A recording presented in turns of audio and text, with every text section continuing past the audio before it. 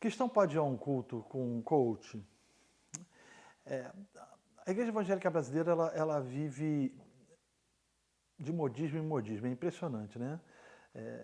A gente olha para a história recente, você vai perceber que alguns comportamentos da década de 80, da década de 90 já não existem mais e surgiram em contrapartida outros novos comportamentos. A moda hoje são os cultos coach, onde num ambiente escuro, mediante um fundo musical, com músicas em tom menor, um indivíduo fala palavras que afaguem a alma e que satisfaçam o coração das pessoas, levando os indivíduos a uma percepção absolutamente díspare e distorcida a respeito das Escrituras. Eu entendo, e não tenho problema, com os coaches que desenvolvem o seu trabalho motivacional fora da igreja. Eu entendo que profissionais podem ajudar outros na área esportiva, na área de saúde, na área do trabalho. Entendo perfeitamente a viabilidade e a possibilidade. O meu problema é quando isso vai para a igreja. Porque o sujeito ele chega na igreja ou ele chega no púlpito e ele vai querer usar as mesmas regras motivacionais, por exemplo, usadas lá fora, na igreja, adaptando-as a um conceito que fere algumas doutrinas fundamentais.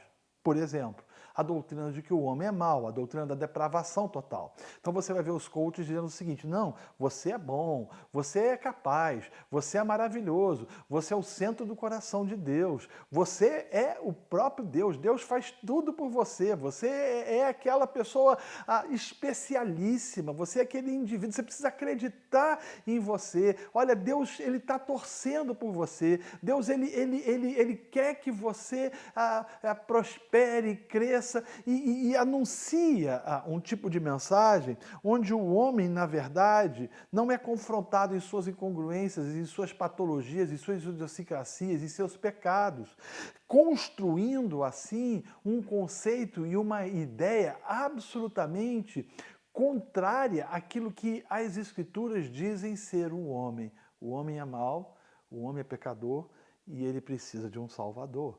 E ele precisa se arrepender dos seus pecados. E ele precisa se arrepender das suas iniquidades. E ele precisa se arrepender das suas transgressões.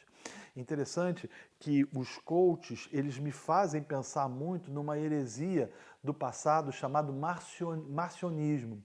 Marcião foi um cara que dividia ou que dizia que o Deus do Velho Testamento é diferente do Deus do Novo Testamento. Ele dizia que o Deus do Velho Testamento era um Deus mau e o Deus do Novo Testamento é um Deus do amor. E aí você vai ver os coaches falando muito sobre amor, mas não tratando sobre justiça, por exemplo. Não falam sobre pecado e não falam das consequências do pecado, até porque nós vivemos numa época politicamente correta, onde não é muito comum você ver as pessoas confrontando os homens nos seus delitos e nos seus pecados.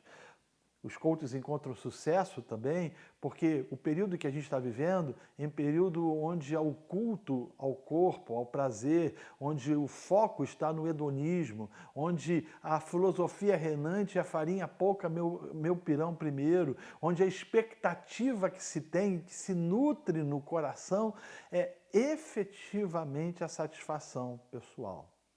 Pregadores foram chamados para pregar a palavra de Deus e não para serem gênios da lâmpada mágica. Pregadores foram chamados para confrontar os homens, doê-la ou quem doê-la, através das Escrituras, e não para dizer aquilo que a Bíblia não diz.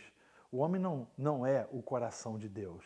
O homem não é aquela pessoa que Deus quer fazer com que ele seja feliz, independente de qualquer coisa.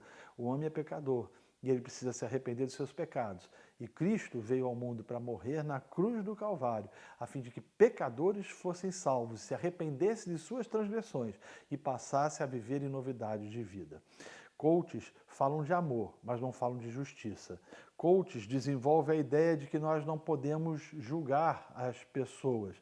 É interessante que uma outra oportunidade eu ouvi alguém dizendo o seguinte: só Deus pode me julgar. E a resposta que eu trouxe a essa pessoa foi a seguinte: e você não tem medo disso? E você não tem medo disso?